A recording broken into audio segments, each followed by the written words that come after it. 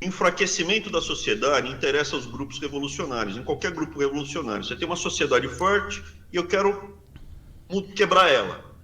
Então, por exemplo, colocar novas drogas, não as drogas que já existem, mas introduzir novas drogas, colocar mais sevícia, mais lascividão, mais loucura. Isso desestrutura a sociedade para você dar o golpe. Mas, por exemplo, dos países que conseguiram fazer flipar para a esquerda, você pode ver, dia seguinte, não tem mais droga, nenhuma.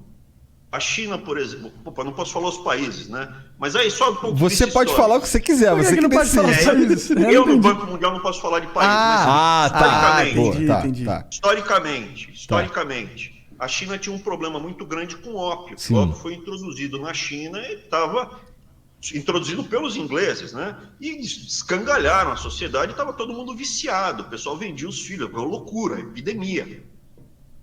E você acabou com o problema do ópio em 5 anos. Matando quem usava? Acabou, não tem mais. Que eu saiba, Cuba, Coreia do Norte, nos países que você faz o movimento para a esquerda, não pode mais ter droga, não pode mais ter movimento homossexual, não pode ter nada disso. Que eu saiba, se você me mostrar um país que tem, interessa enquanto está porque essa é a escola de Frankfurt, vai. Esse engajamento todo é da escola de Frankfurt. Então as drogas que já existem, porque a droga que já existe está legalizada no Ocidente, que a gente lida com ela e não bagunça mais a sociedade, é o tabaco e o álcool no mundo ocidental. Quando você introduz outras novas, isso gera uma desestruturação da sociedade. O que acontece? Eu, quando era moleque, eu brincava na rua. Podia descer na rua, eu morava num bairro bom, e em volta tinha bairros ruins. E a molecada vinha dos bairros ruins para brincar na praça, que tinha perto de casa. Eu brincava lá na praça com todo mundo. Tudo bem, zero de problema. Tinha mendigo, mas o mendigo era bêbado e era meio gordinho. Dá para correr. Tudo bem. Era outra vida, cara. Ele não era craqueiro. Entendeu? Ele não era um craqueiro. Hoje em dia, eles são farrapos humanos. É craqueiro, ficou muito ruim. Mas isso aí se deve... Por volta de uns... Deixa eu só terminar aqui. Desculpa. Quando eu tinha uns 10 anos, 11 anos, começou a chegar maconha. Aí chegou a maconha na rua. Chegou skate e maconha. Aí foi assim, tal, 1 ano e meio depois chegou a cocaína. E depois, acabou, não dava mais. Espalhou a roda. Hoje em dia o pessoal não pode mais ficar na rua. É outro mundo, é outra sociedade. Mas isso foi por causa das drogas ou foi por causa da urbanização? Foi por causa das pessoas se amontoando cada vez mais em metrópolis? Por causa da desigualdade social? Foi em 2 anos difícil. que aconteceu isso, cara. Foi assim... É que eu não vivi essa época. Até os 11 anos tinha rua. Com 15 anos já era um ambiente, que eu via o pessoal, eu via a cocaína chegar. Hoje em dia, assim, eu acho que eles não usam mais droga tão abertamente. O pessoal estava descobrindo ainda, né? Sim. Tem um pequeno traficante, vinha um grande traficante, e isso esgarçou. Então gera um mal para o coletivo. A droga gerou um mal para o coletivo. É que eu acho que é difícil a gente... É que eu entendo a sua análise, entendeu? Mas ela não é uma análise que ignora os outros fatores da parada? Porque você está colocando as drogas como as principais causas. Eu estou contando só o que eu vi. Exato. Mas o que a gente vê é uma. Qual é o nome da palavra? Uma prova anedótica. Não sei, não esqueci. Tá. Tipo, não é baseado em estatística, é uma coisa da sua experiência, entendeu? Evidência empírica. Isso não é baseado numa forte. Não tem robustez estatística, vai? Não tem. Foi a sua experiência. E não dá pra gente ignorar o que as drogas elas têm pra oferecer pra humanidade de outra forma também. Por exemplo, muitas pessoas que sofrem com Parkinson, sofrem com várias dores musculares e tal. Existem remédios que eles são hoje... Deus. Não, pelo amor de Deus, mas daí você tá falando de remédio. Mas a maconha é um remédio, né? O pinoácio existe há muito tempo. Se você for fazer uma cirurgia ou tiver com uma dor, um câncer muito agudo, você vai tomar um opinoácio. Agora, você não vai lá no centro da cidade de São Paulo comprar heroína para injetar você sozinho, cara. Porque a heroína injetada sozinho tem traficante, em narcotráfico, e é uma coisa impura, que vai ter um monte de efeitos colaterais indesejáveis. Ok, mas aí você... É muito diferente do opinoáceo administrado por um médico no hospital. Primeiro que não gera um dano para o resto da sociedade, e segundo que os efeitos são controlados. Você tem, isso que você está falando dos remédios derivados da maconha, é óbvio, tem que ter. Assim como você tem os remédios derivados do ópio. Não é por isso que você está liberado para usar. Não, beleza, usar heroína é bom, cara. Daí vem, se você me permitir, Monark, se eu falar alguma coisa que te incomoda... Pelo amor de Deus, cara. Cara, não é que me incomoda, é que eu não concordo 100% com você. Por exemplo, o caso o exemplo da heroína... Nem é pra concordar. Sim, sim. O caso da heroína que você falou, os pontos negativos que apontou se dão muito mais pela proibição dela mesma do que pela heroína em si. Você falou assim, ele vai injetar heroína e não vai saber qual é a dosagem, não vai saber... Vai financiar o tráfico. Vai financiar o tráfico. São todas coisas, são todos sintomas, não da droga existir, sim dela ser proibida. É que eu não consigo enxergar a proibição como algo inteligente. Inclusive o Jean tá vestindo uma camiseta aí que é tipo... Como que Parabéns às drogas por mais um ano vencendo a guerra contra as drogas, tá ligado? É a guerra contra as drogas quem vence as drogas. Ninguém tá ganhando a não ser o tráfico e as drogas, tá ligado? A gente tem que ir por etapas. Então a primeira etapa que você me trouxe é a questão que as drogas geram benefícios para a saúde. Podem gerar. Eu tô te falando, veja. Sim, veja, em inglês, drugs é remédio, né? Então, assim, tanto é que esses remédios que são derivados de opinoáceos são guardados com chave trancado dentro dos hospitais, porque tem médico que rouba que é viciado. Não, inclusive lá nos Estados Unidos eles estão tendo uma epidemia de opioides que são remédios legais, receitados, e hoje em dia você tem uma grande parcela da população americana que é viciada nisso. Overdose e o caralho. Mas eu só queria ir pontuando. Então, a primeira coisa, veja, ninguém é contra, que eu saiba, ninguém é contra você ter remédios derivados de maconha, de ópio, ou de outra, da papoula, né? Não é do ópio, da papoula, outras coisas. Então, mas tem que ser administrado pelo hospital e controlado pelo Estado. Essa é a primeira coisa. Por que pelo Estado? Porque é uma coisa muito potente, é muito forte. Precisa ter algum controle. E a gente pode entrar depois no Estado mínimo, porque quando eu era adolescente, eu flertei com ideias do liberalismo radical. Entendeu? Eu dou até os exemplos, eu dava aula disso, então vai ser divertido. Mas vamos devagar, me avisa se ficar muito enfadonho. Não, fica à vontade, cara. A segunda coisa que eu vejo, Monark, eu, por exemplo, eu sou usuário de duas drogas. Maconha. Imagina, não. Plot twist. Sou usuário de tabaco, sou usuário de álcool. E como funciona? Veja, eu não me automedico. O que é o automedicar? A vida, eu só uso ele como recreação. O tabaco era o seguinte, minha mãe fumava cigarro.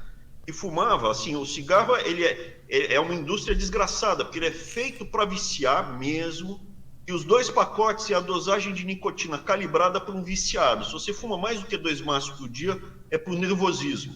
Você não precisa fumar em tese mais do que 2 maços. Minha mãe fumava 4, cara, morreu disso. Então o cigarro sempre me causou ojeriza. Mas eu, não sei o que lá, fui experimentar. Com uns 14, 15 anos eu fui na padaria e comprava aquele charuto mulatinha. Já ouviu falar charuto mulatinha? Eu não. Não. Pois é, eu sou velho. É um charuto com folha picada, é um charuto vagabundo, mas é pra macumba, mas eu comprava pra fumar. Porque dá barato. É legal. É bacana. Só que eu não uso quando eu tô mal. Eu não fumo pra tratar porque eu tô tenso, eu tô preocupado. Eu fumo quando eu tô de boa, e eu vou curtir o meu barato com um charuto. Tanto é, desde que eu vim para os Estados Unidos, eu fumei um charuto só, até aqui. Quando eu estava em Brasília, eu estava fumando mais, estava fumando uma a cada dias. Inclusive, eu quero saber algumas histórias sobre esse tempo em Brasília. O charuto, cara, eu fumo em companhia com alguém. Sim, o charuto nem traga, né? Nem é tão pesado assim. Só você pode tragar. É pesado pra chuchu. Você absorve. Você num charuto, você absorve quase um maço de nicotina. Só que você absorve na boca. Entendi. Não sabia. Um maço de nicotina. Então o que acontece? Dá barato. Só que eu sou viciado nisso? Não, eu não sou viciado. Tanto Fuma 30 anos e não é viciado. Tô brincando, esse é um meme do... Não. Por exemplo, eu tô aqui ó, desde julho e fumei um charuto só. Entendeu? Então, assim, não tô viciado. Não é recorrente, claro, com certeza. Eu por exemplo, eu sinto que eu sou um pouco viciado em maconha. Eu tô num processo de... Daí eu vou falar de você. Você não tá no recreativo. Se você quiser, eu falo de você. Pode falar, não tem problema. Claro. Eu escutei o Monark. Você vê que eu estudei vocês. O Monark tá tomando um remedinho. Ele tá tomando um remedinho. Se você não se incomodar de que eu fale isso, me avisa. Cara, ninguém se incomoda com nada. Cara, Abraham, pensa que... Ó, pensa num jogo mais difícil. Um jogo que é muito fodido e que todo mundo fica com muita raiva jogando e fica xingando uns aos outros a todo momento. Eu joguei esse jogo durante 10 anos. Então, pra mim... Nada que você falar e vai irritar. É tudo. E outra coisa, aqui pra gente é como se tivesse nós três trocando ideia só. A gente sabe que tem uma galera assistindo, mas aqui só tem nós três. Sim, então cara, fica tranquilo. Ó, não se preocupe, eu não tenho sentimentos. Tem sim que eu vi. Então, assim, por exemplo, o Igor, ele tá tomando um remédio que aparentemente é pra depressão. Você me contou, você saiu lá, era professor, tirou o pé da lama, ganhou dinheiro e de repente tem em Curitiba com está com duas filhas, não é isso? Duas filhas. Duas filhas e de repente, pô, a vida perdeu a perspectiva. E agora? Eu não tenho mais que correr atrás do próximo condomínio. O que eu faço? Depressão. Você procurou um médico e o médico calibrou o que precisava para você se tratar. É muito diferente de você tentar corrigir esse sentimento de vazio bebendo ou usando maconha. No caso do Monark, em razão de várias coisas aqui que ele falou, e veja, eu analisei bastante vocês, algumas coisas eu me identifiquei. O Monark, visivelmente, cara, ele tá se automedicando. Desculpa, a minha avaliação. A minha também é. Não, mas é exatamente isso mesmo. Você é um cara ansioso, você é um cara plugado no 220, você é um cara plugado no 220, ansioso, tem um montão de ideias na cabeça, teu pensamento é polifacetado, parecido com o meu, eu penso em várias coisas ao mesmo tempo, só que você tem dois problemas. Eu queria que fosse só dois. Não, que eu não tive. Você tem dois problemas que eu não tive. Ah, sim. O primeiro que eu noto, essa porcaria da maconha que você usa não recreativamente, você usa a ponto de te prejudicar na tua capacidade intelectual.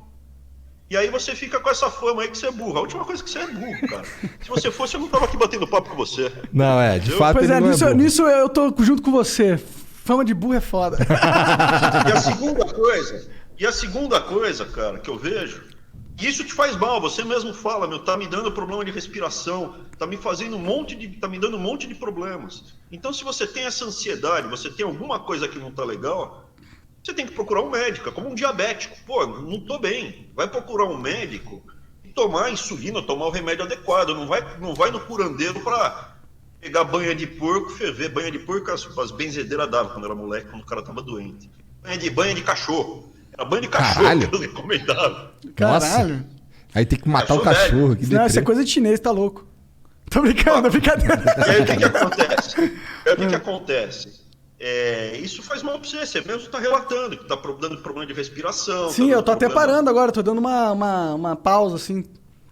Então, se a droga fosse liberada no Brasil, mesmo assim eu acho que você não deveria fumar da forma como você fuma, porque você tá usando pra se automedicar. Eu concordo. A forma que você tá usando tá fazendo mal. Vai ao médico, vê o que tá acontecendo e você tá muito melhor do que você tava quando você nos flows passados. Tua cabeça tá outra, meu. É outro Monark. O segundo probleminha, quer saber qual é ou não? Claro.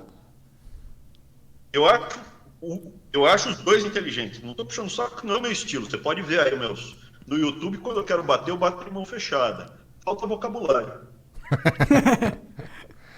Não sei se vocês notam, às vezes vocês buscam as palavras, mas o Monark busca a palavra para utilizar e a culpa, em parte, de vocês, porque vocês podiam correr atrás para ler, para estudar, para ver.